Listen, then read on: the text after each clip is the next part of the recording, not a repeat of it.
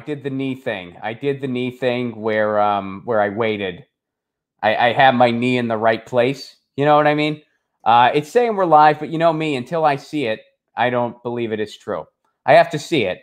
If I don't see it, it's not real. None of this is happening. I'm not realizing anything in my emotions, if that makes sense. So I think we're good. I think we are good. I think we are healthy. I think we are live. I have seen it. I have seen it, and it is good. Let me go ahead and just refresh this so I can see what's going on. And then we're officially, this is a really this is really kind of underwhelming. Like, hey, welcome to 2021. I realize that. Like, that's sort of like, okay, here, I'll say something in the chat. Hello. There we go. Huh? See? What's up, everybody? Good afternoon to all my East Coasters.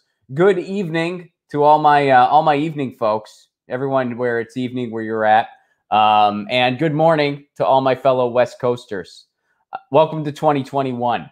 This is the first Get Your News On with Ron of 2021. We took a little bit of a break at the end of the year and took a little bit of a break last week, which was a good call because absolutely nothing happened. I have no idea what we would have talked about had there been a show. Nothing went on. The world was just quiet and everything is fine. Clearly, everything's good. We figured it out. I don't know what we're going to talk about today. Fortunately, we have a guest who is musical, who's going to be doing some tunes.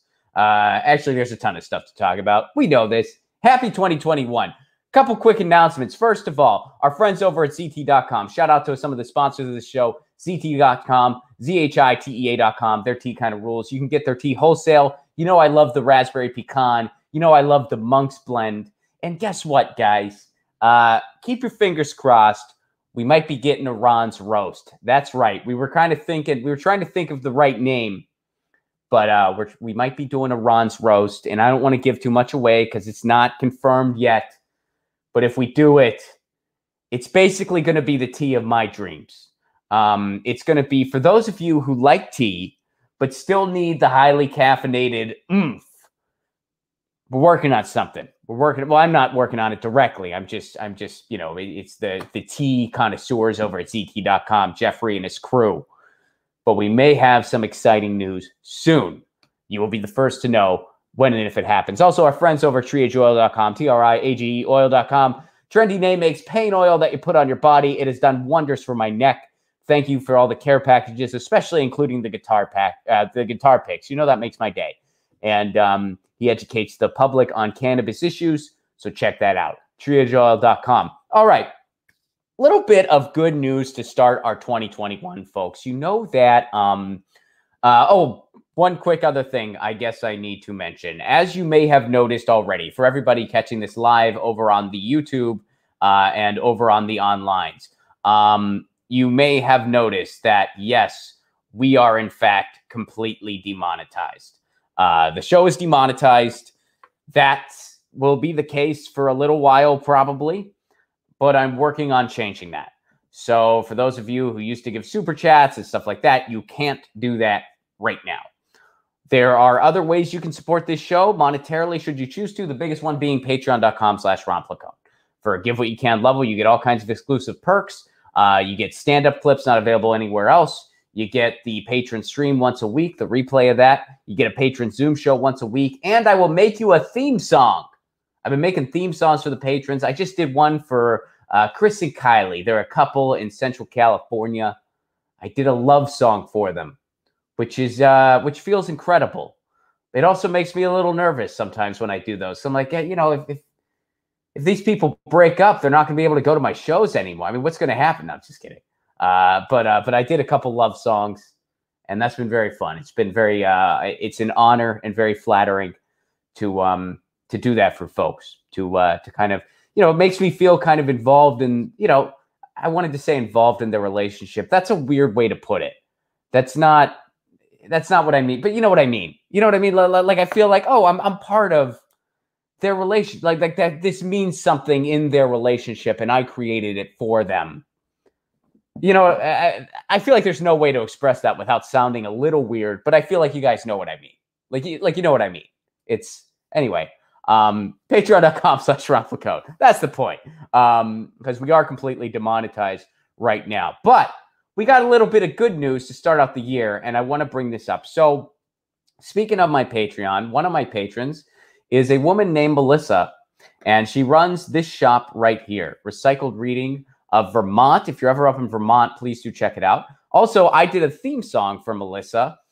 Did a theme song for her shop, Recycled Reading, and she used it in a radio commercial, which is pretty neat. But why am I bringing her up right now? Well, I'm not bringing her up just for the fun of it. I'm bringing her up because a little while ago, Melissa was running for her neighborhood commission, and Melissa is also an advocate for municipal broadband. You know that city-owned internet and municipal broadband is a big part of the mission of this show. It's something that we report on the regular. It's something that I am fighting for in my community of San Pedro. And Melissa will be fighting for it in her community too, because some good news, folks. Melissa got on the Neighborhood Planning Commission. She was up for it. We were talking about it. She got on. So that's some good news. There's another municipal broadband advocate involved in local politics, basically, local planning. That's important, folks. That's how we get this stuff done.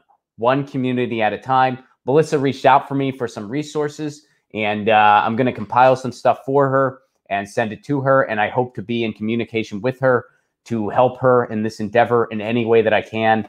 And that's just really freaking cool. It's really, I mean, that's part of the mission of this show, is to spread municipal broadband and to try to get it in communities all over the country. And here is a success story up in Bristol, Vermont. Melissa will be pushing for municipal broadband as she made her committee. So congratulations on that, Melissa. And I look forward to being in touch. And I'm glad that theme song is serving you well. All right, without further ado, I'm going to bring my guest in today. I'm super excited to talk to this guy. We found each other on Twitter with the help of some of y'all, and we're going to be talking about that.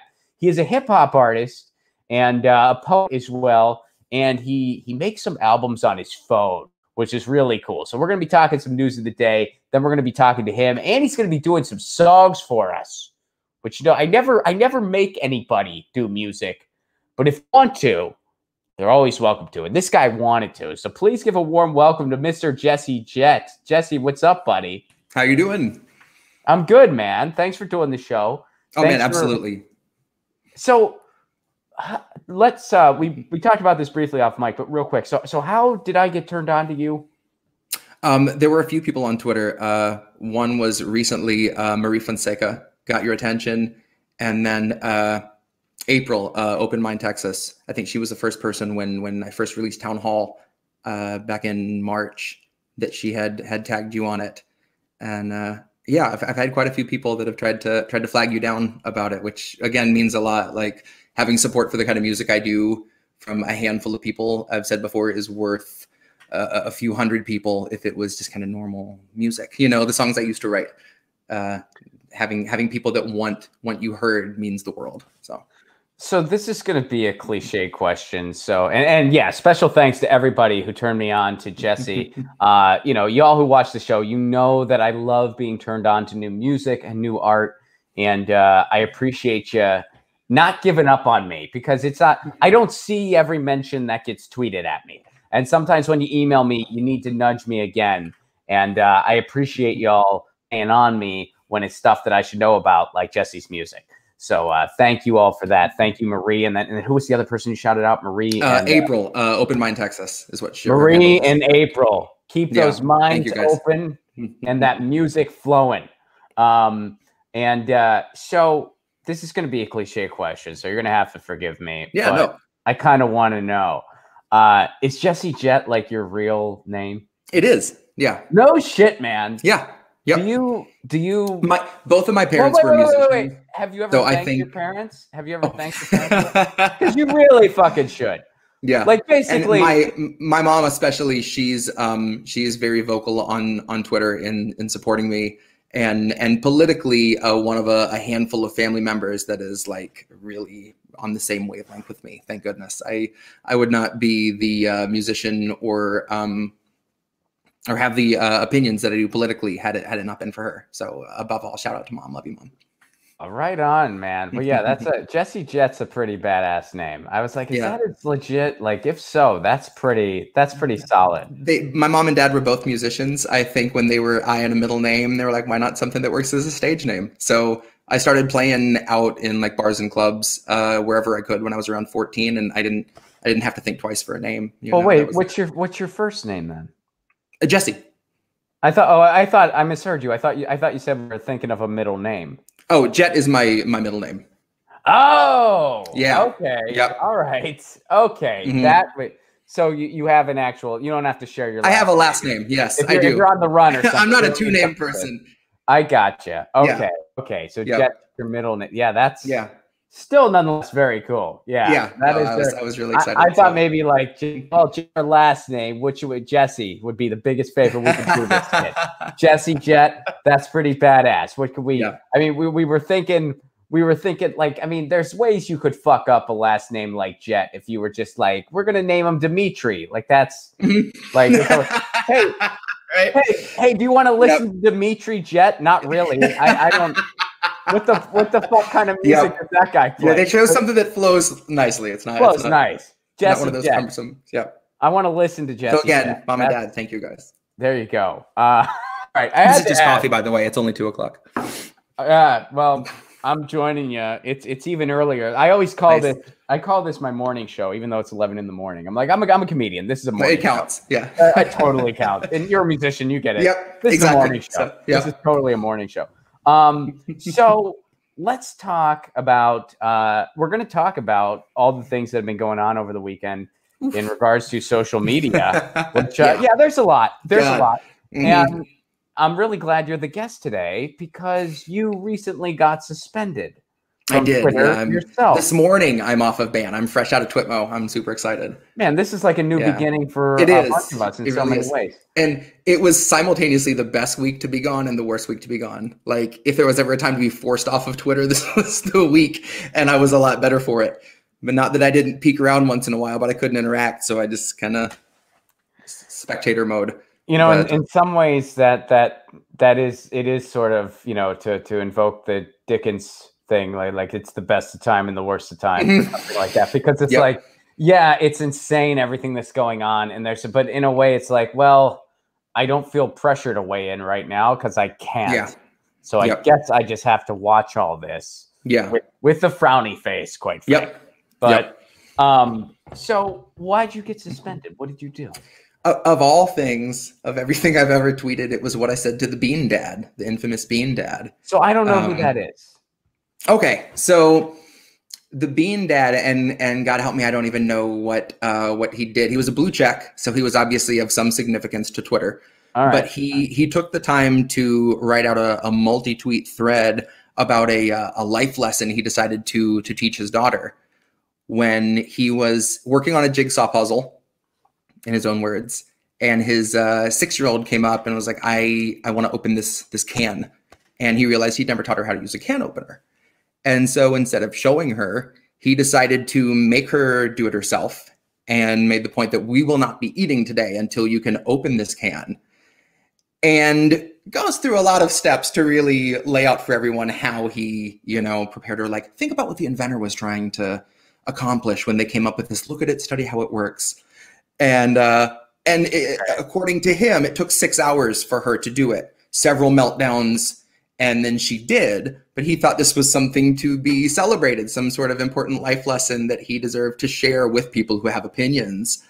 And what I said, and I stand by it, was I hope that one day when you are old and infirm, that your daughter watches you feebly try to bootstrap your way into every meal and lets you try to change yourself. Happy New Year.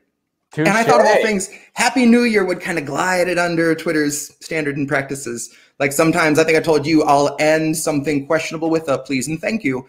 And Twitter's just like, this is fine, and lets it go. But this was not one of those things. After he deactivated his account, I'm guessing it was reported. And I've got a 12-hour ban once before. This was a full 7 days. That's all. I mean, you didn't. That's all I said. I know it's. I mean, all you said. I mean, that's not.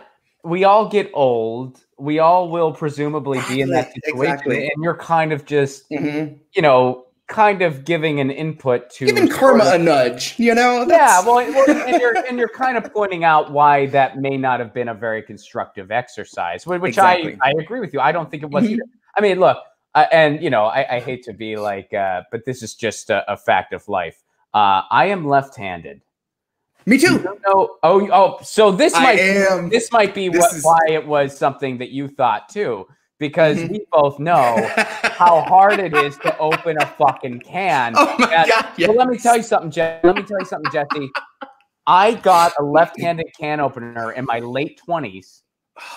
I got there's a left-handed store in I'd imagine it's still around, but it's an all left-handed store in San Francisco, and I'm sure there's a couple others scattered throughout the country. Yeah. But I always went to the one in San man. Francisco because my sister was there for a lot of years, and I got a left-handed can opener, Wow. and I opened a fucking can, and I was just like, "This is just amazing." Yeah, have you ever used one? Revolutionary? No, I haven't. I've heard legends, but I've never seen one in the flesh. Dude, honestly, you get yourself a left-handed can opener and wear 2 pairs of pants.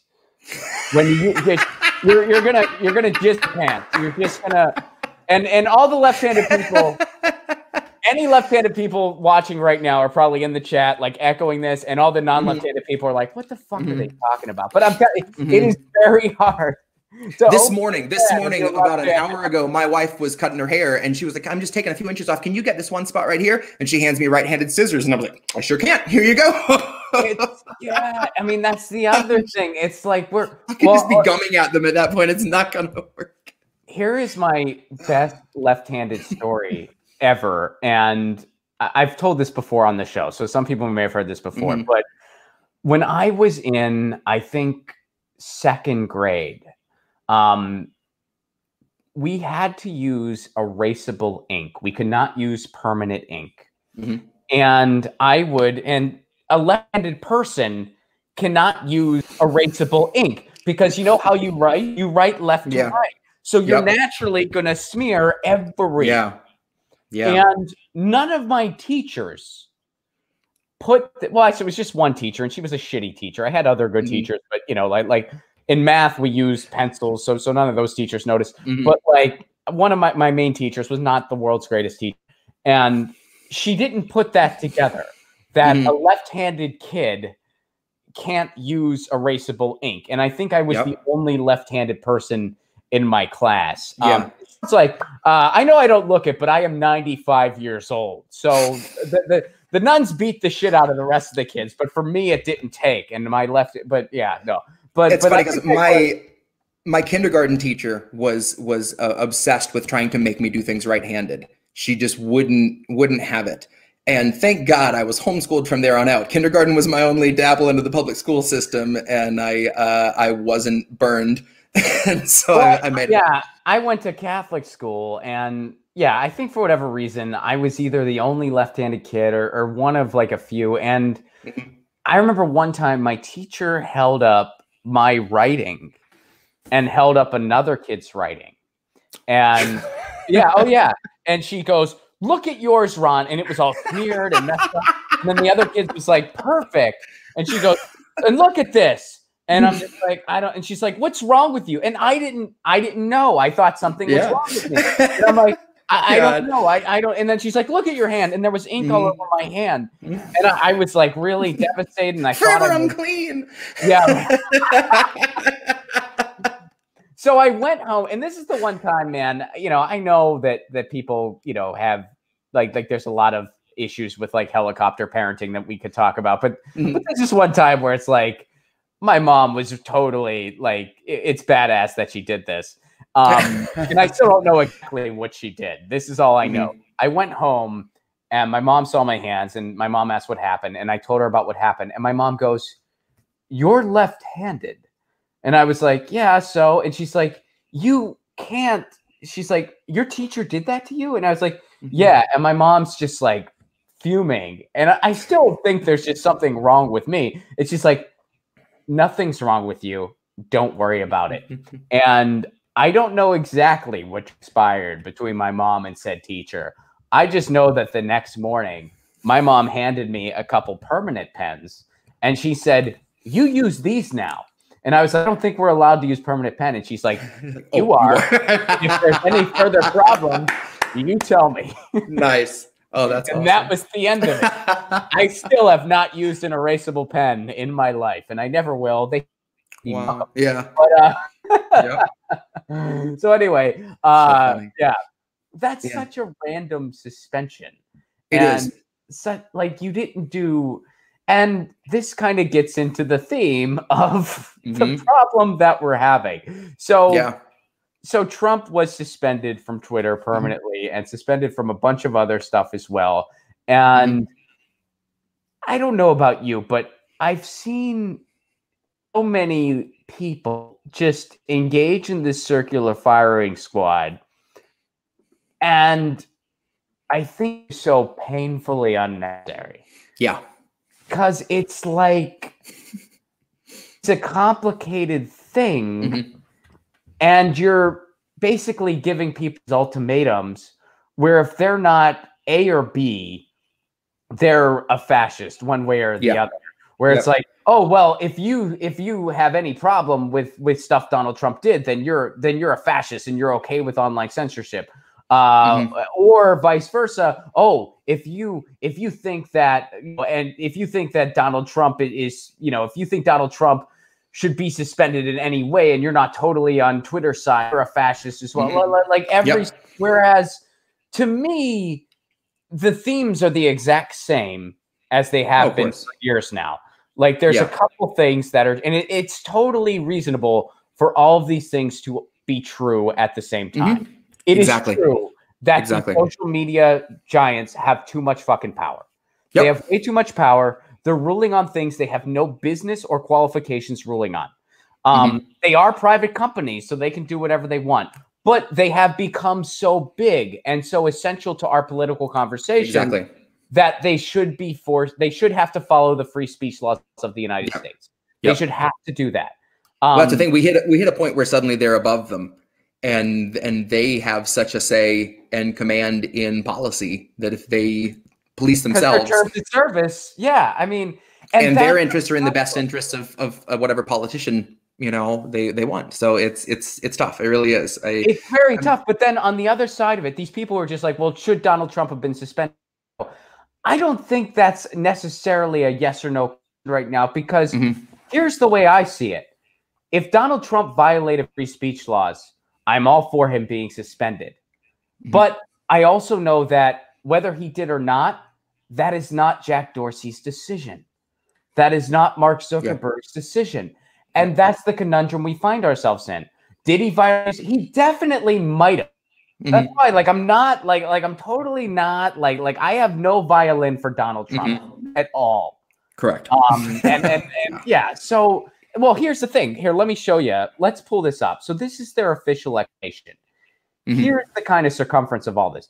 After review of the recent tweets of real Donald Trump account and the context around them. So there you go, right there. Here's where the burden of proof lies. Context around them. Yeah. Look at all this stuff. Context is everything. Because here's the two tweets they point to. Here's the 75 million Great American. I know the inauguration one was the one that blew my mind. Like, in what way? That's to me, the implications of backlash about the inauguration are the same whether he's there or not. I don't think him announcing, I wasn't surprised that he wasn't going to go. It fits Trump's brand to be like, fuck that. I'm not going to go sit there and watch that, So I wasn't surprised. And I think of all the tweets, again, it's timing for me.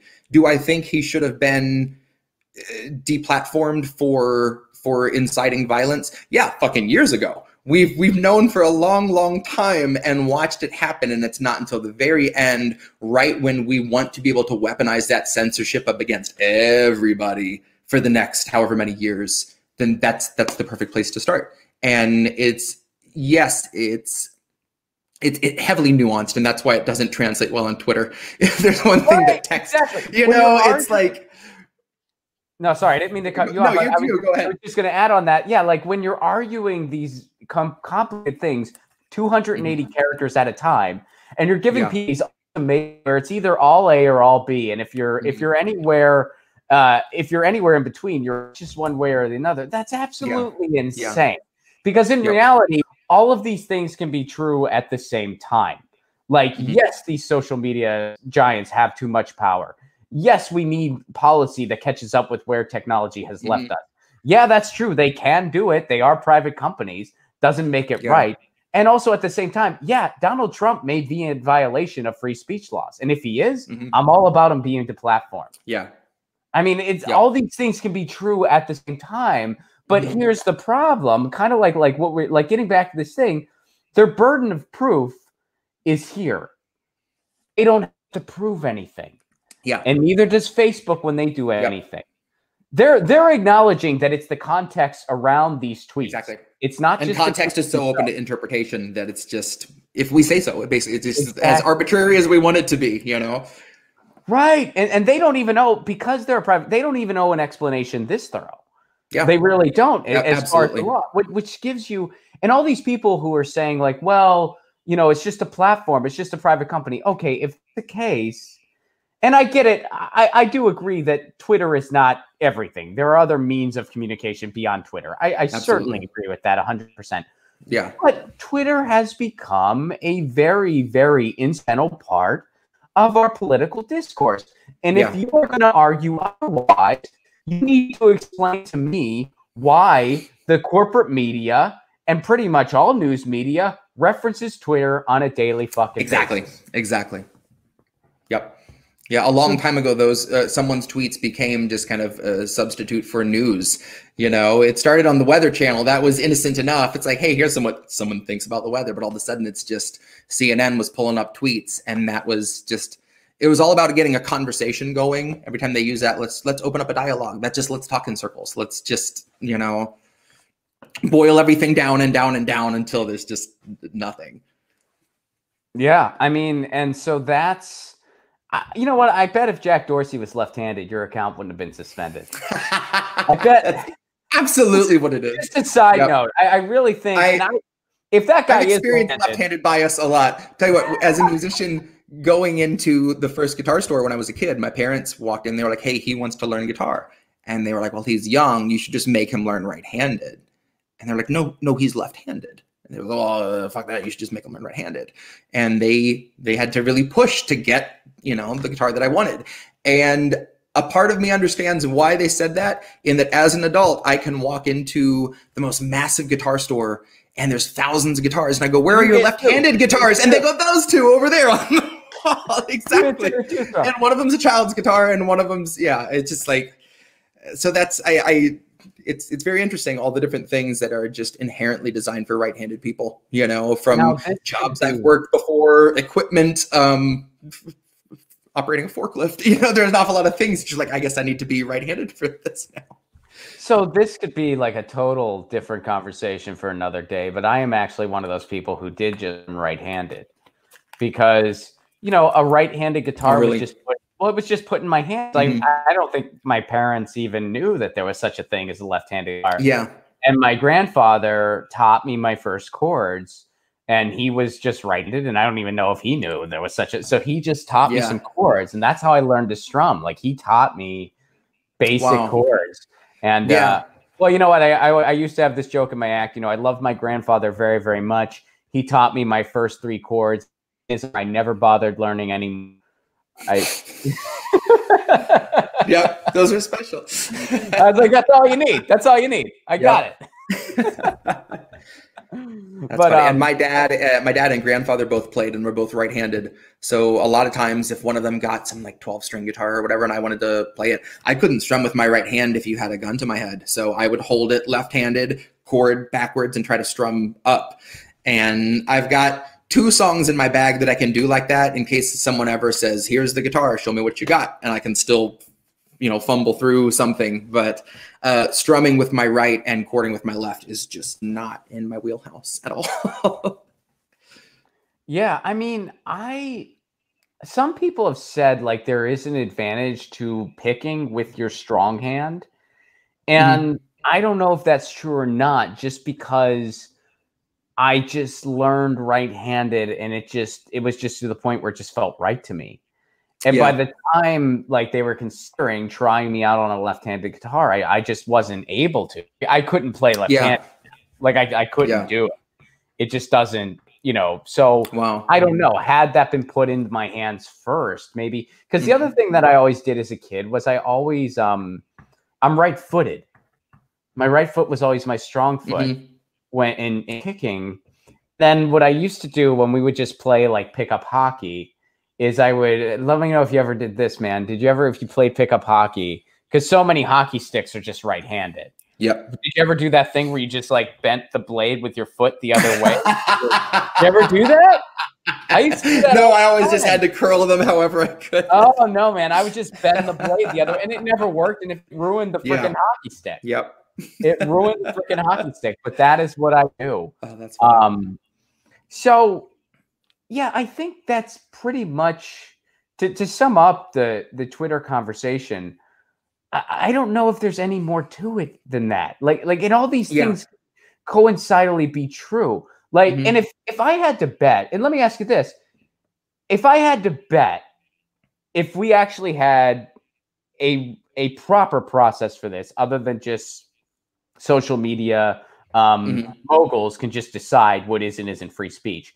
If we had a proper process for this, where actual constitutional lawyers and free speech experts ruled on this stuff, I have a feeling if I had to bet, I would guess Trump would lose. Yeah. I would say he would lose. Do I know that for sure? I don't. And that's why I don't think it's fair to just say, well, if you're against it, you're a fascist. If you're for it, you're a fascist. Like, no, there's a bunch of like truths here that are evident, and there's a bunch of problems here evident. Yeah.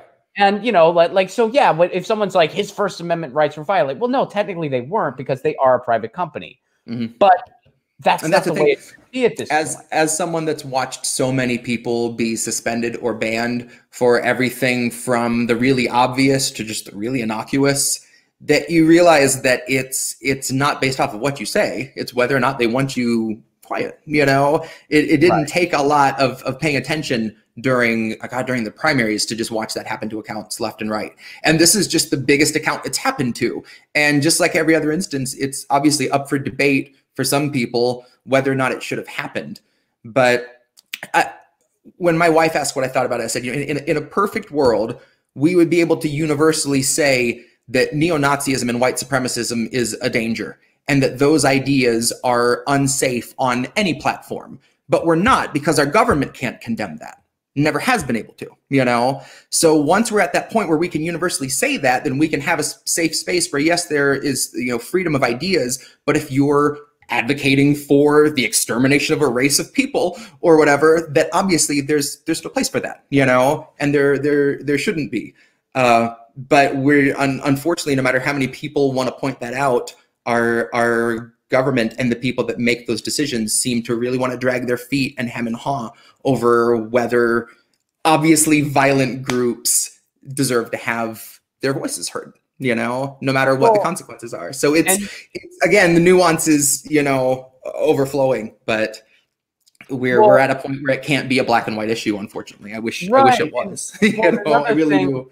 Another thing on the nuance is that you have so many, for instances, this being a big one of them, where the free speech laws that we do have just aren't applied. You know, like it's like, incite to violence is not protected speech. And I think that's a good law. I think that's a good law, that incite to violence is not protected speech. I'm for that 110%. You know, but again, I also recognize that, you know, social media giants have no business making those determinations. So they have an amount of power that they're unqualified to deal with, that they shouldn't be dealing with. And, you know, it's not good. It's not a good thing. And that's something that everyone agrees these tech giants have too much power. Exactly. You know, and everyone agrees that the law needs to be expanded on. And then people, they grab on to these they grab onto these pieces of policy that people don't actually understand most of the time when they talk about them, and lean on them as the culprits. Gutting Section 230 will not fix it. It will make it infinitely worse. Gutting Section 230 is not the answer. The answer is making new policy that addresses these problems. And by the way, another fun side note, and again, I've been saying the same shit for 4 years now. My take has not changed for years. To the point where people who watch the show constantly are like, yeah, we know where Ron stands. He doesn't need it. Like, we know exactly where he's at. You know, and I've said this before. There's nothing stopping these companies from actually implementing this on their own. There's nothing stopping them from saying, we are going to follow the free speech laws of the United States. We're not qualified to make these decisions. We're bringing on experts that are qualified to do this, and they're going to rule on this stuff. So then when something like this happens, you know, you can give blogs like this till you're in the face, but when you have the burden of proof up here, and you don't have to prove anything there. They don't have to prove anything. The context around it is everything. And they don't have to prove anything. Same with Facebook when they, you know, I mean, they did something to Ron Paul. Like his things down. They don't have any burden of proof there. And that's where there's a problem because of how dominant these platforms are in our discourse. They are the modern day town square. They should have to follow the free speech laws of the United States. For sure. They could do this themselves. They could. So, you know, if you're going to tell me that the Silicon Valley giants want to be good actors, well, why don't they just do the easiest freaking solution? Exactly. There's an easy solution right in front of them. And they're not doing it. Instead, and I don't really think, you know, I think at the end of the day, they just want to make as much money as possible. You know, I mean, it's like, that's really what they want. So, but, you know, you just got to, if a dad wants to make his kid open a can, you better just be quiet, Jesse. I mean, it's not. That's what I learned. That's what I walked away with. You got music to share.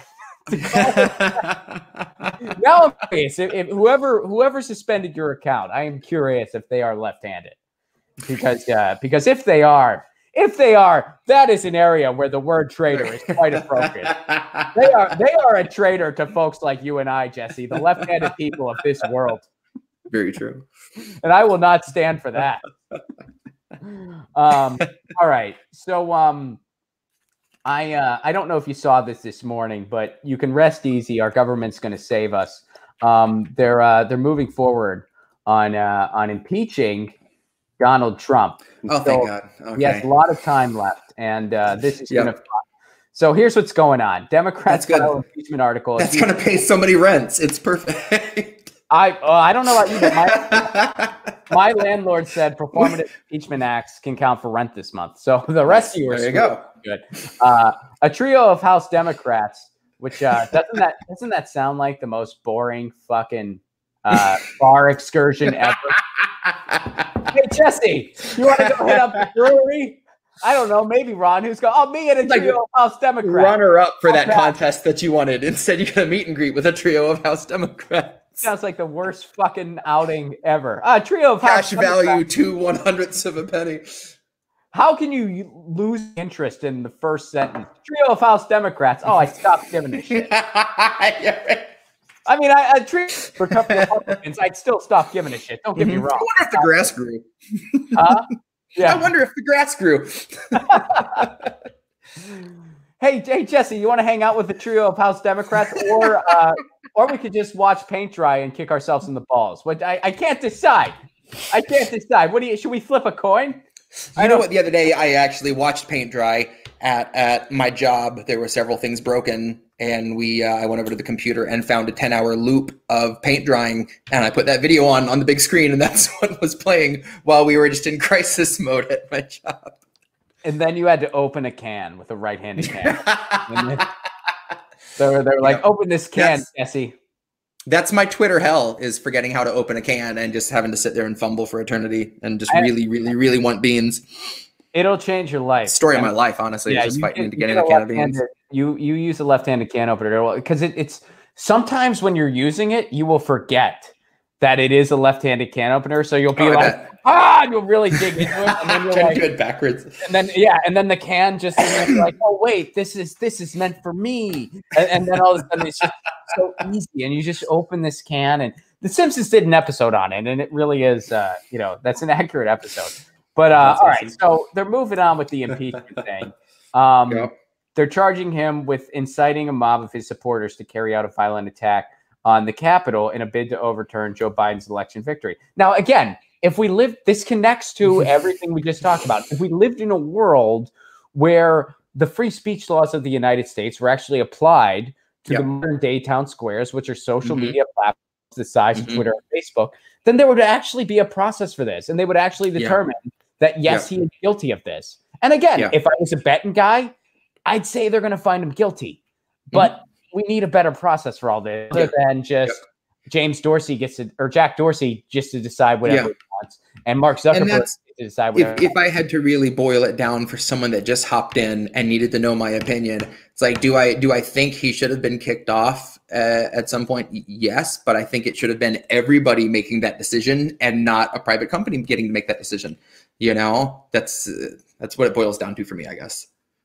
But don't tweet that, or you will be. Yeah, oh no, for sure. And that's this was one of those weeks where no matter what opinion you took, you were just gonna hemorrhage people, and it was just so much infighting. And one interesting thing I learned is that if the alt-right can ever bribe Jason Momoa to just pop off his shirt and talk about white supremacy, that a whole bunch of people would jump ship to neo-Nazism. Because one guy who was objectionably chud was able to just whip all these people in a frenzy, which, if nothing else, is testament to how horny everyone was for quarantine. Because people were just like, look at that guy who looks like he doesn't bathe. Look at that guy with the, I don't know. Like, man.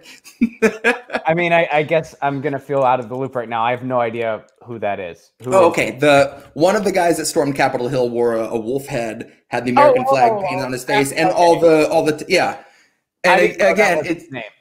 Yeah, so that's everyone has just been frothing over that guy, and I've again one of those times I felt so out of place, and I didn't have anything nice to say about the situation. But it shows how quickly people are able to forget who their ideological enemies are when they just pop their shirt off, I guess.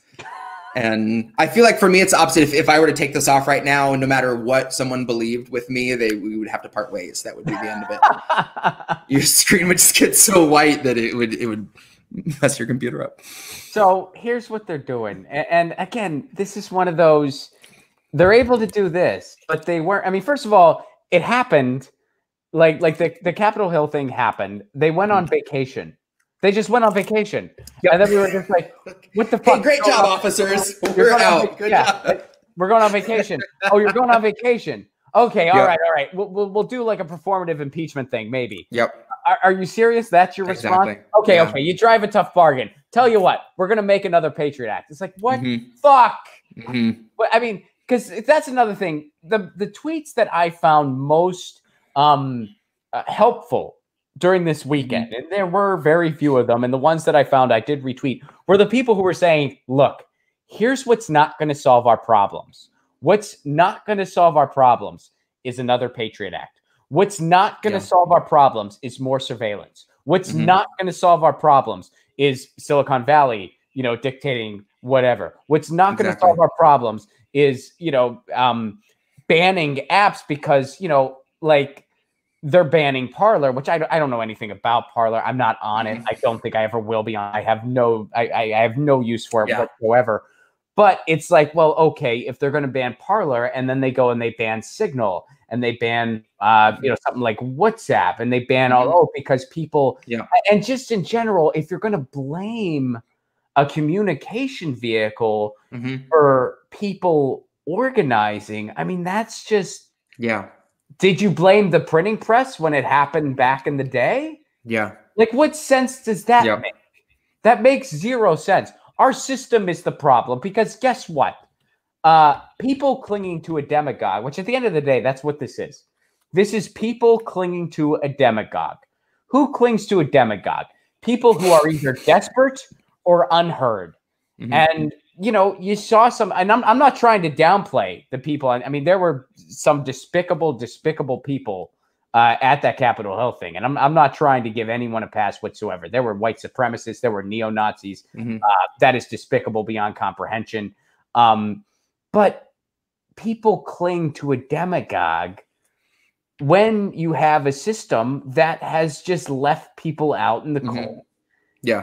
And that's why Trump won in the first place. That's why he won in 2020. Exactly. And to a demagogue. That's, I guess, the big canyon of difference for me. There is a subsect of Trump supporters that voted for him because he said he would shake things up. They were desperate for something. He made a lot of promises that you know, poor people would be a little better off. And a lot of people voted for that because what fucking other choice do you have? You know, I certainly didn't, but those people that were just disenfranchised and voted for him because why not? He's not a politician. Let's see what happens. You know, some of those people obviously realized what they got, and some of those people were radicalized. There are some Trump supporters that can be talked to, and that if you ask them if they think they should be giving so much of their own earnings away every year, you know, they wouldn't. You ask them what's wrong with socialism, they describe capitalism to you. Those people can be talked to and reasoned with and are worth the time for unity. There's obviously a massive section of Trump supporters that were there that are not, you know, and that's where the line lies, is that they're, again, the nuance is just absurd, but there are definitely people that supported him because they wanted something different, and those are the people that can be talked to still. But I feel like very, very few of those people saw it through to this point that are worth seeing as potential allies in any way. You know, I hate to just be so blunt about it, but there are it's tough to say where the numbers are and aren't as far as who was what and who was, you know, and again, it's like, yeah, it's a very nuanced thing. And when you talk about it, you don't want to come off as excusing that which is inexcusable. Yeah. Because, there's certainly some very inexcusable stuff that went down there. But on the same note, when you view it through the lens of what this really is, as far as human history is concerned, this is nothing new. Yeah. This has happened many times throughout history before the internet was even a thing. So if you're going to ignore the system and just cling to communication vehicles as the culprit, that is a very, very weak deflection. Yeah. And that's, you know, a lot of things I emphasize in my songs. And in fact, one song I was going to play today and chose not to for pretty obvious reasons was that it's not that I haven't always wanted to see a whole bunch of people storm the Capitol and demand something, but I've wanted to see them demand that we not be neglected during a pandemic, and that we have fucking healthcare, and that we are cared for. I haven't wanted to see a bunch of people storm the White House for Donald Trump, you know, but the spirit of it, I wish, was something that the people who really were trying to fight for everyone would have been met with such a, come on in, have your voices heard, walk on in, you know, but we wouldn't. We would have been, I mean, when you watch what happened in protests, I mean, they were shooting people's eyes with rubber bullets. They were just using non-lethal rounds as lethally as humanly possible on people at, you know, Elijah McClain's. You can see the photos of what the Capitol building looked like when Black Lives Matter and Antifa were near. Yeah, exactly. I mean, they had multiple foot soldiers guarding a step. Yeah. You know, and meanwhile, you know, this happens and the cops literally let people in. That's what happened. It's on video. They let people in. You see, you know, the Elijah McClain thing, you can see the footage of people playing violins. Exactly. I don't know what a violin ever fucking hurt anybody. But people were playing violins, but they showed up ready for war, ready to go. You know, they just started beating the shit out of people. Exactly. They just walked in. We showed the footage on this show. They walked in and started beating. People were begging. They're like, "We're not doing anything. This is a peaceful visual. We have a right to be here." They just, I mean, they were stormtroopers, dude. Yeah. It was fucking nuts. And that's why I reformed the police. Fuck all the way off. That ship sailed years ago. That ship sailed a long fucking time ago. Hundreds of years ago, as a matter of fact, because we all know what the police is really there for. It's to uphold systems of control and systems of white supremacy. That's what the police are. Reform. You can't reform shit. It needs to be defunded, demilitarized, and abolished and reinvented. That's what needs to happen. At least that's what I think. But yeah, I mean, it's mind blowing. The calling it a double standard is an understatement. There's not a word in the English language. Yeah, no, it's willful. That's well, and hey, I will say, when you see the Proud Boys and the police fighting each other, it just goes to show people should never meet their heroes. A couple of videos. I think it all happened. They were like, "I want your autograph." No, I want your autograph. Well, I guess we're gonna have to fight. A couple of the videos of early on with the grabbing of the fence back and forth. It's like reminded me of a few times at like a hardcore show where there's a guy who shows up and he like throws on a Kill Switch shirt and he goes and gets down in the pit, but he actually like works at PacSun and he doesn't know what to expect. And he wore flip-flops and just kind of uncomfortably pushing people. They're like, I don't know quite what to do here. Just that back and forth. Yeah. Dude, you just totally exposed that you and I are probably exactly the same age.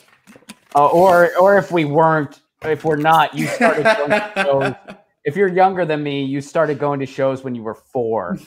But otherwise, you and I are the same age. It's not far off. But all those references you made are just like, remember going to the mall and getting a costume? No. Yeah, I fucking do, Jesse. But why are you bringing this up? Like, there's large portions of people older and younger that have no idea what the fuck you just said. Yeah, I know. I did, but they're like, yeah, PacSun. Like, what? You just... Is that place still around? I don't think so. I mean, are malls? You have to have a mall to have a PacSun. Oh, shit. Right? I don't know. Maybe. I don't know. I think buffets are done forever, but when we get back... God, that breaks my heart. You know what, man? We'll figure it out. We'll just make our own. I guess. I actually came up with a theory. I think we should have buffet-themed parties when this is all over. Because like buffets in a restaurant, they're done. It's going to be over. You can just you have like a big hat and people pick a thing out and whatever they pick, they need to bring. Like it's like, oh man, you got frozen pizza, cool. Oh man, you got sushi, that's awesome. And some guy picks a thing and he gets screwed because he gets soft serve ice cream machine. Like sorry George, you're fucked. You have to buy the most expensive shit for the party. Oh, I would buffet party. I would help make that a thing. Dude, we got to do it, man. At our, we'll do it at the shopping mall. You know what we'll do? We'll rent out the Discovery Zone in our neighborhood.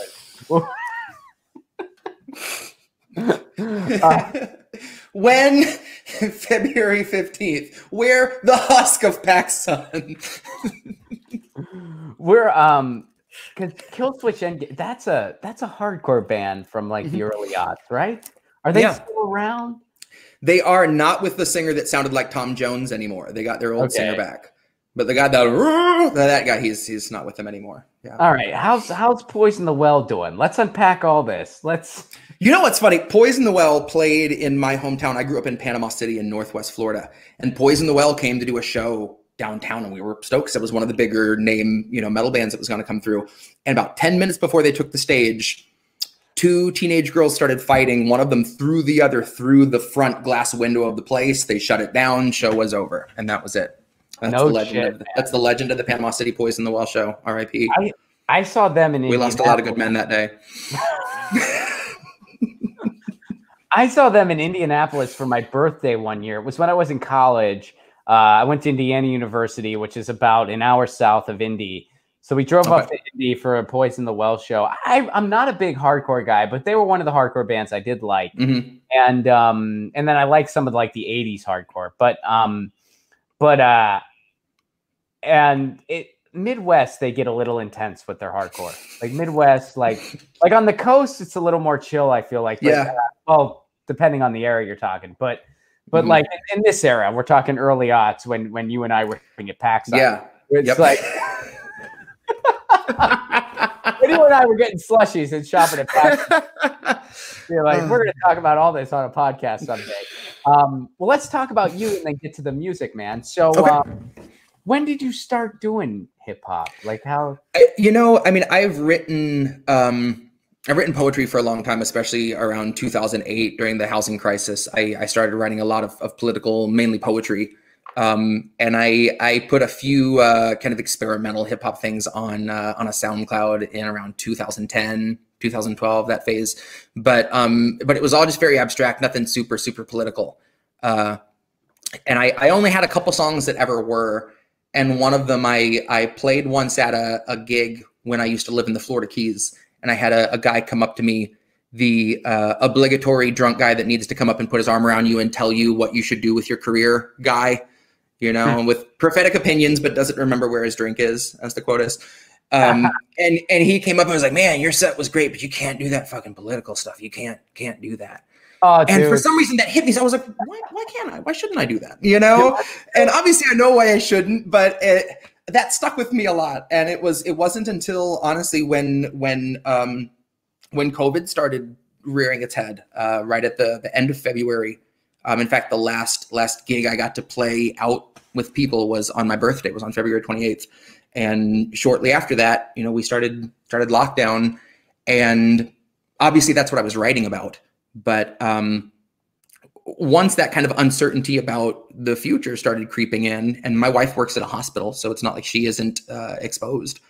What kind of stories does she have? Yeah, luckily it isn't too bad here. But that said, she didn't expect her job to turn into such an emotional caregiver for people that, when you hardly get to see someone's face and you're limited on visitation, you don't know what's going on, you need more support from a person than to just come in and draw your blood, and that's taxing, to say the least. But she's I'm sorry, I'm getting worked up. She's beyond incredible. One of the most compassionate, like glowing people I've ever known before. So she's definitely up to the task of doing what she's doing for people, and she it blows my mind. But once I started thinking about, how uncertain our future was, it didn't make sense to me to not say what I wanted to say. I was like, if there's ever a time to record songs of just anything I'm thinking about what's going on, why not? And I've been lucky because the backlash I've received has been next to none, in that I think I make it very clear what you're to expect. And I don't think anyone's going to take the time to listen to me cry about politics for 5 minutes to then come and talk to me about why they disagree. I've been very lucky in that I came to Twitter to find like-minded people, because I wasn't going to share my music with necessarily every friend and family member, because it's not the music I've always made, Once it became as direct and scathing as I could make it, I needed to find and kind of cherry pick my demographic, and Twitter was amazing for that. I've made friends and connections this year that not only understand and appreciate my music more than ever, but I can talk so freely with, and that's as it's very hard to find. And yeah, Twitter, and that's why I'm so afraid of watching my account just get nuked soon, because I don't. Especially when this next album comes out, I'll be really lucky if I get to keep having a platform after that. But I also never wanted to censor myself. Honestly, not playing the song I'm playing today is the only time I've ever decided something it wasn't the right time for a song. And again, it's a song from March, but it's just a song that felt too inflammatory right now. And that's just not, because of what's going on in the world, might not translate. I don't want it to be misconstrued. Again, I've always been in favor of showing up on your leader's doorsteps and demanding what we need, what is universally needed. But right now, the last thing I want is to be included in that, because that's right. as far from my heart as humanly possible. Right. So yeah, I made the decision to not do that. Instead, I was going to do 3 songs. I'm axing that and instead reading lyrics from something I wrote this week during my suspension. I've not done for anybody yet. So I'm pretty excited to do that. But well, dude, the floor is yours, man. Oh, thank you. Put some tunes. All right. Let me tune up just a little bit. But yeah, once I started recording, I mean, I didn't have an awful lot of equipment to work with that I could record with at home, especially having a toddler. My time to record is when he's asleep and I can't wake him up. So I started recording in my car. And Yeah, and you make your albums on your phone. Yeah, the mic I use is just a little Shure MV5 that can plug into your phone as well, plug into an iPhone. And I use GarageBand and do all my music is recorded in my car on my phone and just mixed to try to sound like it's not. But I don't waste a lot of time with mixing and mastering because it's been more urgent to get the songs heard. And one day I'd like to be at a place where I feel like politically I can take a deep breath and mix some songs and not feel like they need that urgency isn't there, but I doubt it. I really doubt it. I mean, your stuff sounds good. I mean, it's good. Like Seriously, thank you. But that being said, like I don't want to even say, oh, I wouldn't have known this wasn't, because people make amazing stuff on their phones these days. I mean, I have a friend, and then we were talking about this some off mic. Yeah. I was talking about my buddy Hamill. He's made a couple albums on now. Now, he's not making like instrumentation hip hop like you do. It's just one guy and a guitar. But it's just perfect. I mean, it's raw, it's lo-fi. But dude, some of my favorite records are raw and lo-fi. I mean, and that's what the music I love. I don't like stuff that's too clean and too wet and too processed. So I would rather have it be out when it's the most relevant and a little fuzzy than sounding perfect and 2 months after the fact, you know? And that's kind of how I started. I was writing a song about the constant discourse. And as you know, the discourse is just constantly evolving and growing stronger. And by the time I looked, I had 24 songs that I'd written in the last couple months over between March and May. And for all the songs I've written and you know, time I've spent as a musician, I had never bothered to package my original music and put it out before. And I was like, I'm going to do it. And I looked into distribution with DistroKid, shout out, and just for the surreal fact of getting to see yourself on Spotify, you know, DistroKid is a music distribution service that I use. That for a flat fee, you get all of your streaming royalties, such as they are, directly to you. And it's just a very, very simple process for uploading and getting your music distributed to their Apple Music. I mean, any international music platforms too. It's kind of like CD Baby, Sound Exchange. It's kind of in that family. It is. And I looked into a lot of different companies. And I mean, I've heard some people not have great experiences with them. Mine has been fantastic so far. It was about $20 for a year, I believe. Okay. And yeah, that covered my uploading, you know, whenever I needed to upload. So yeah, it's been interesting again. Sorry. Now you're making fractions of pennies. I mean, that's the other thing, mate. Because I only have one stand-up album out, and I did it with a label, so they took care of all that stuff. But it's which I love, by the way. Oh, thanks, man. Thank you very much. But the way they rip us off, I mean, I feel like that's got to happen next. Yeah, they got to figure out a way to make a platform where people can still use it like a Spotify, but the artists are not getting royally fucked. Yeah. Because like what they're getting away with right now is absolutely insane. I mean, fractions. And I get it. We live in an era where it's like, you know, album sales are never going to be what they were back in the 70s. And musicians have adopted to that to an extent. And there's some technological advancements. There's only so much you can do. But these streams have value. Yeah. And the artist is getting next to nothing. Exactly. And companies are pulling in so much freaking money. Yeah. And I mean, there's got to be an alternative to this. I mean, that's what's got to happen next. Yeah. And I feel like, you know, there's so many other ways to kind of get, you know, some compensation in the online video space. And I'm like, well, what about the musicians and what about like the streaming services? That's got to be confronted next. Yeah.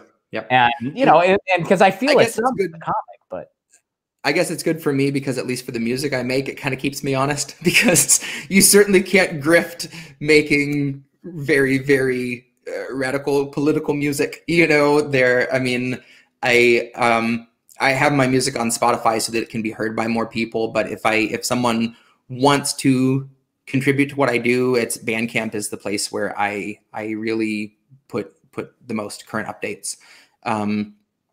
But yeah, the last thing I want to do is be trying to milk a living out of especially this kind of music. That's the last thing I would do. And I realized very early on that the platforms I would get to have for saying pretty much whatever I want to say are few and far between, which is another reason I appreciate you having me so much, because it's a very, very big opportunity for me to get to have my stuff heard.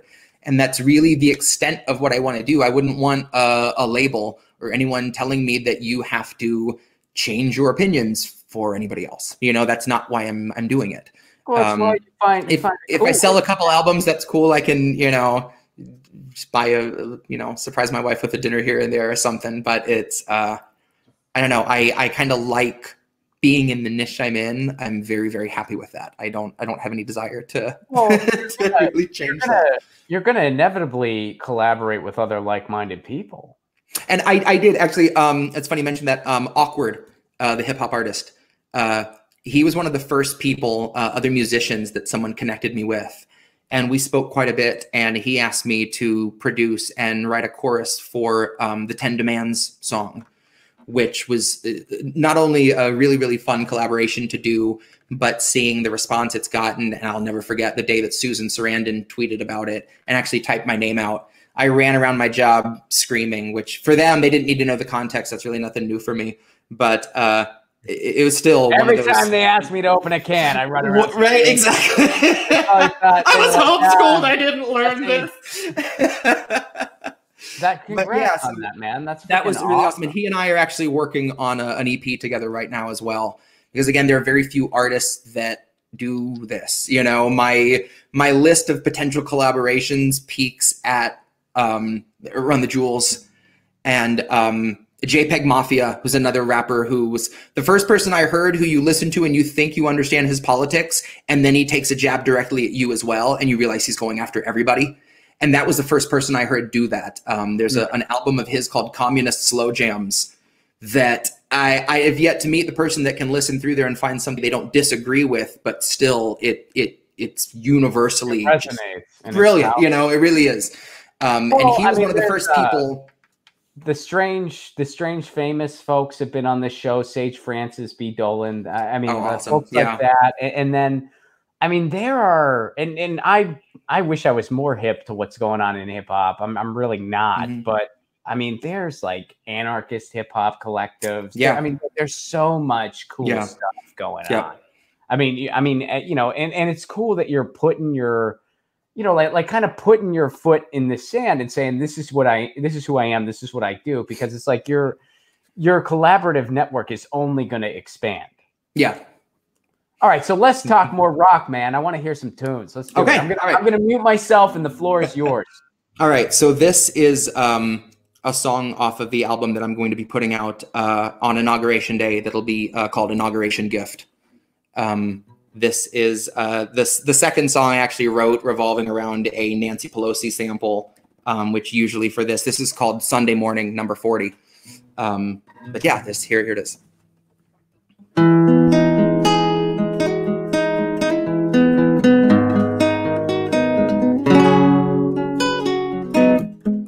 Hey, we're 40 Sunday mornings out from normal and the world is not the same. You said you waited for a warning, but the warning never came. Don't shine a light in my face.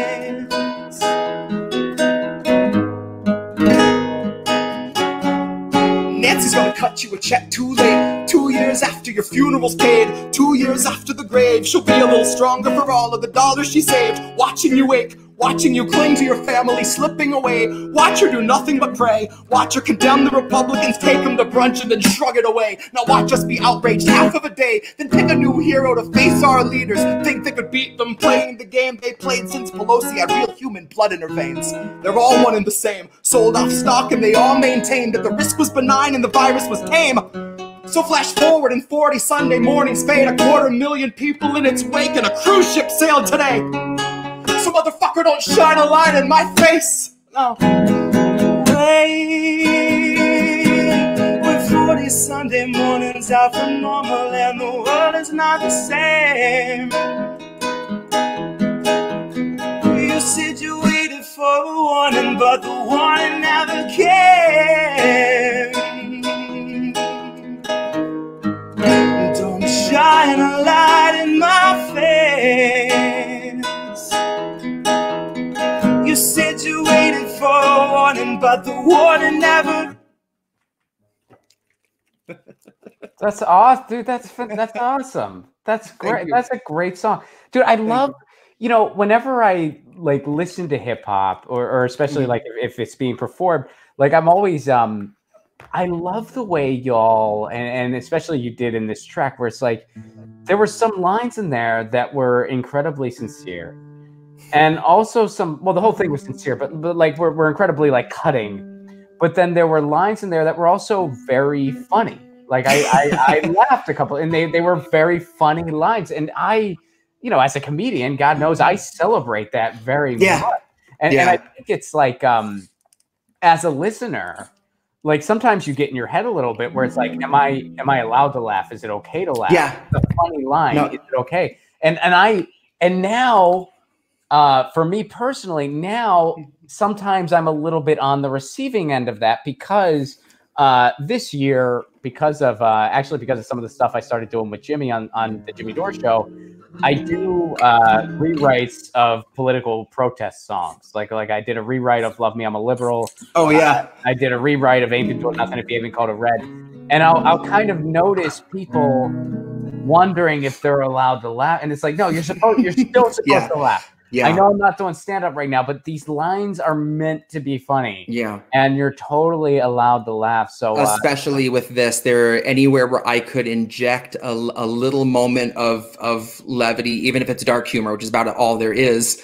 If it didn't feel disrespectful to the rest of the message, I did, because it's all we have every now and then are those dark humor moments, So yeah, and there again an awful lot of music I hear now. It's hard ever since being so further radicalized this year. It's hard for me to enjoy a lot of the same music I used to, because sometimes I'll listen to someone that has this incredible writing ability and I get done with a song, I'm like, what did they really say? It's like, yeah, you made some cool play on words, but like, and it's not fair of me to demand everyone be, writing topical music, but just my awareness of things made some of the music I used to love that was just kind of doing whatever. It doesn't hit quite the same for me with some artists. And that's why the people that took the time to say more, like Run the Jewels and JPEG Mafia, and people that have something to say politically, it's so much more meaningful to me now, because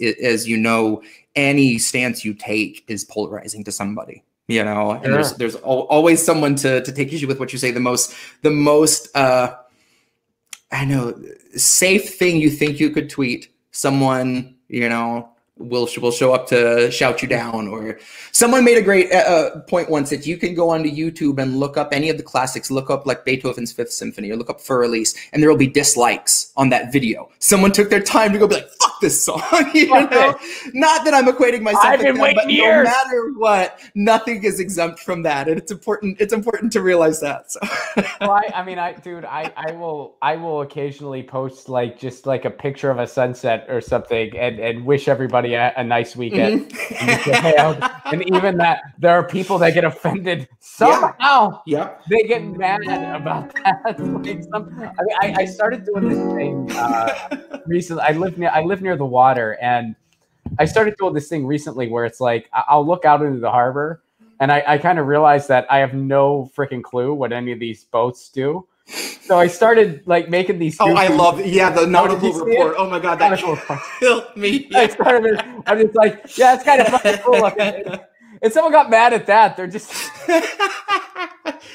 You don't know what you're talking about. Yeah, it's like, yeah, I know. It's just like it's just I don't know. It's pretty looking. How does this bother you? Like, I know. So, you got another tune for us? Oh, for sure. Yeah, one more and then something to read real quick. So, after I put out that political album, The Virus, which ended up being 24 tracks in about 90 minutes. I tried to take just a little step back for my own benefit for the sake of my marriage, because my wife was tired of me recording till 5 a.m., drinking coffee every night.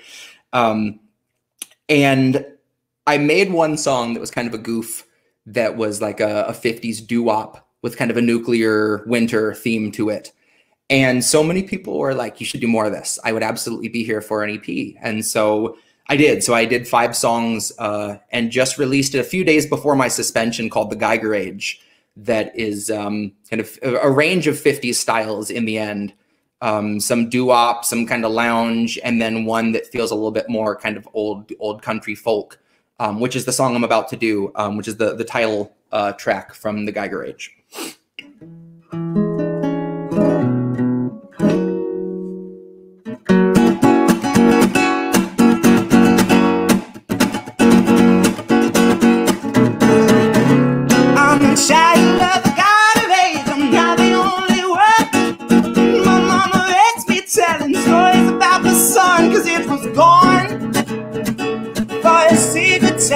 It was gone,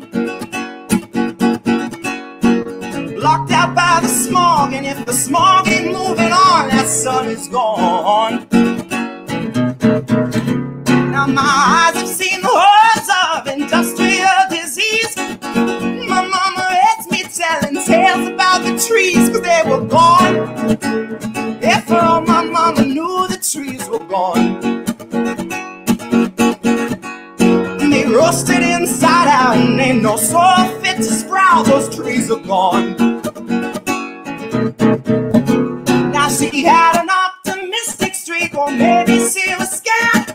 Oh, bless her soul, my mama said the ocean would be spared, and now it's gone. By the time I reached the shore, it all was gone. I'm glad she didn't live to see the day that she was wrong, 'cause when I reached the ocean, it was gone, gone, gone.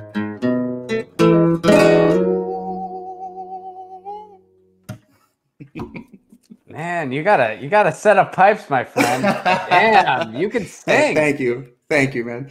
That's a cool freaking tune.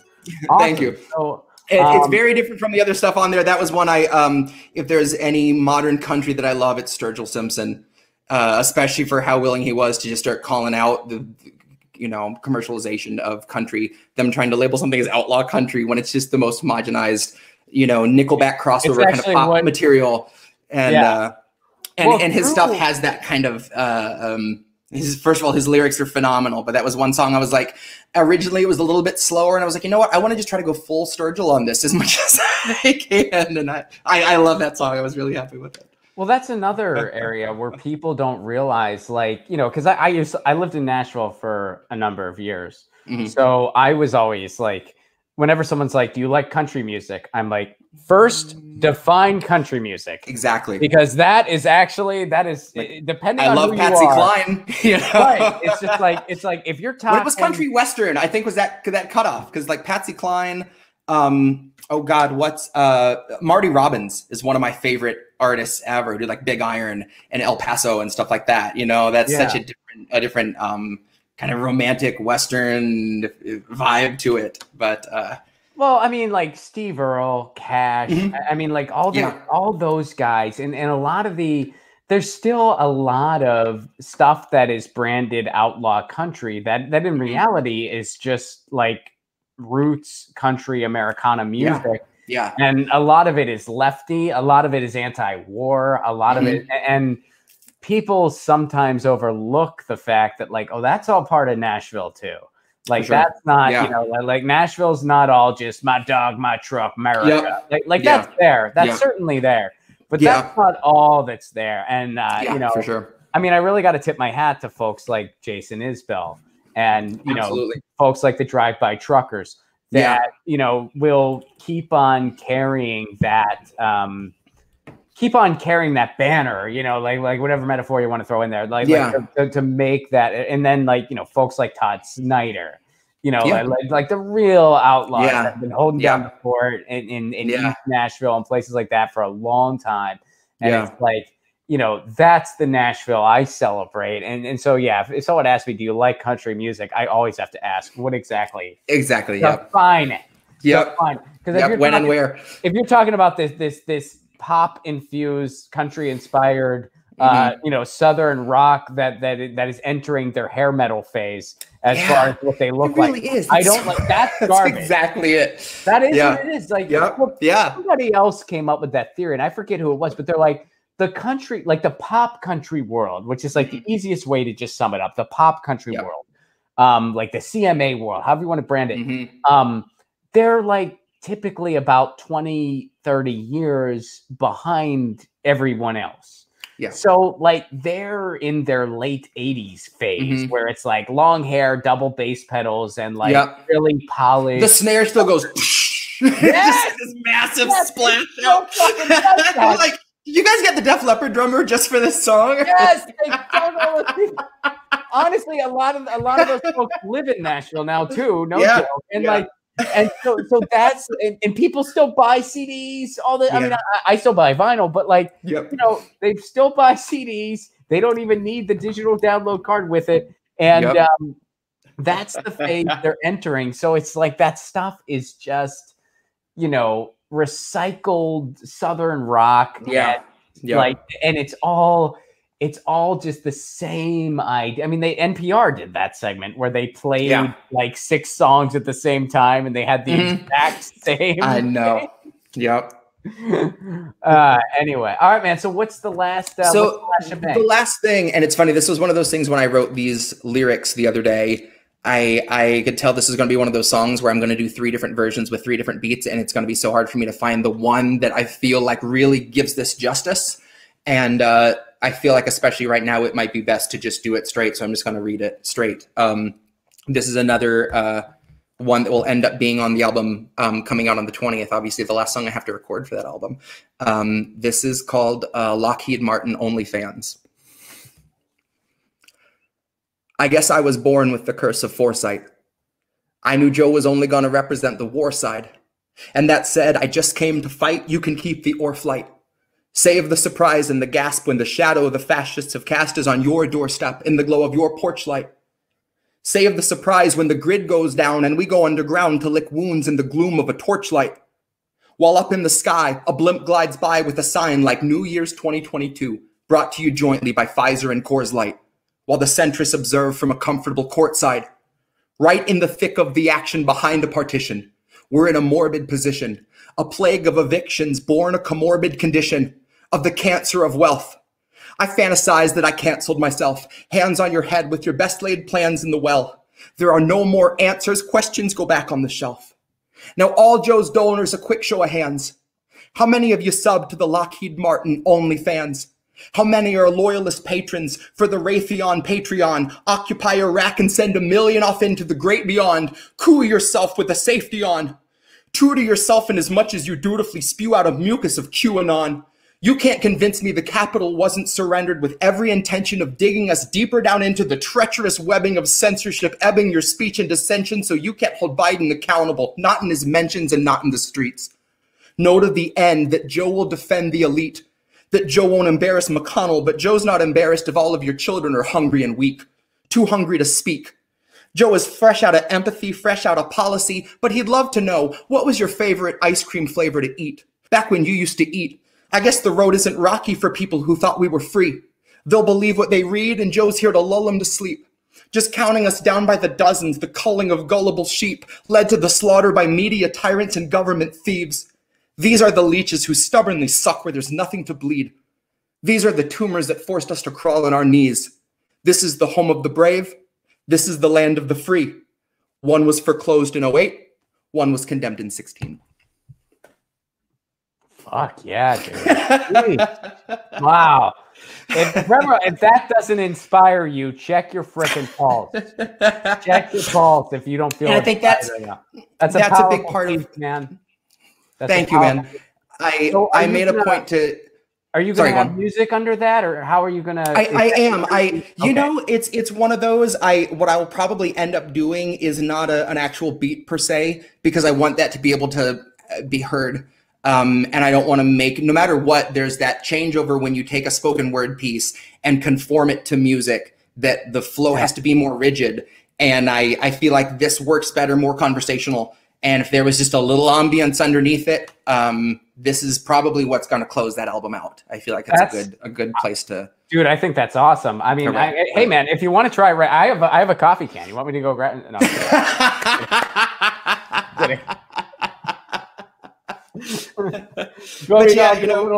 But no, I think that's a fantastic idea. Like keeping it like very minimal on that to really just let, because that's a freaking piercing piece, dude. Thank you. Just let the words, take over. That's awesome, man. A lot of these, no matter how many times I read it or do takes recording it, they'll get to an emotional point for me where I quit trying to hide that or keep that out of a take. In fact, there's a song on The Virus called Through the Eyes where it was a rough day and I sat down to work on the song, and when I listened to the beat, I just broke down, and I actually recorded it and sampled the sound of my own crying and looped it underneath the song. So the whole time there's just this sobbing going underneath the song.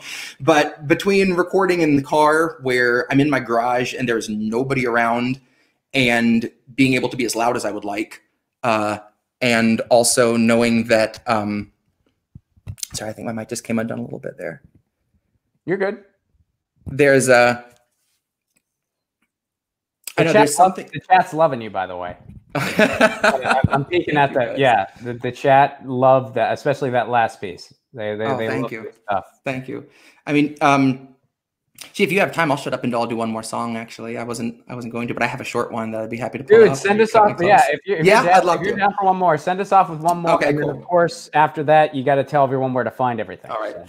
But yeah, what I was going to say, when I record in my car, especially this time of year, no matter what, it's cold.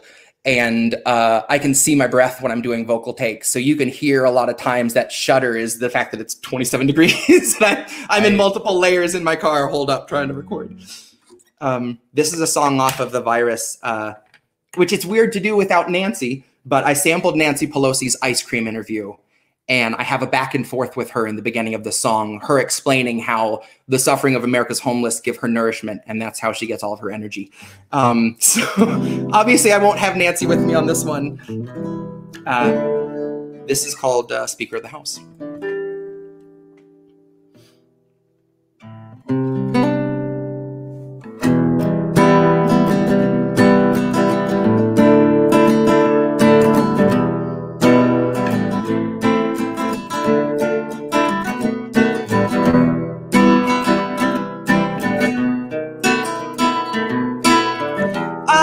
The man decide to stand up for us, then watch them take him away.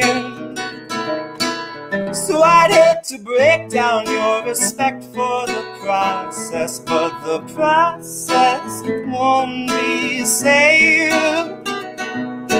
Hi, I'm Nancy. I love ice cream, but not as much as watching people forced out of their homes. Watching people forced out in the streets to live alone, and knowing that I own every homeless set of bones. See, it's all more support for my hideous and ill-gotten throne, the weight of which was too much for you to bear alone, which is why you've ended up threadbare alone, kicked off your benefits and left to your own.